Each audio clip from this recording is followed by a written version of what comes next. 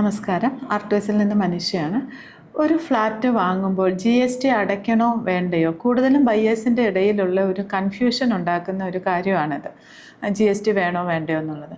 അപ്പം ഈ നമ്മൾ മേടിക്കുന്ന പ്രോപ്പർട്ടി അണ്ടർ കൺസ്ട്രക്ഷൻ ആണെങ്കിൽ തീർച്ചയായിട്ടും GST അടയ്ക്കണം. സ്റ്റാൻഡേർഡ് റേറ്റ് എന്ന് പറയുന്നത് 5% ആണ് നോൺ അഫോർഡബിൾ ആണെങ്കിൽ. അതായത് 45 ലക്ഷത്തിന് മുകളിൽ പ്രൈസ് വരുന്നതാണെങ്കിൽ 5% ആണ് GST വരുന്നത്. അഫോർഡബിൾ ഹൗസിങ്ങിന് 1% ആണ്. 45 ലക്ഷത്തിൻ്റെ ഉള്ളിൽ വരുന്ന പ്രോപ്പർട്ടിക്കൊക്കെ 1% ആണ് GST അടയ്ക്കേണ്ടത്.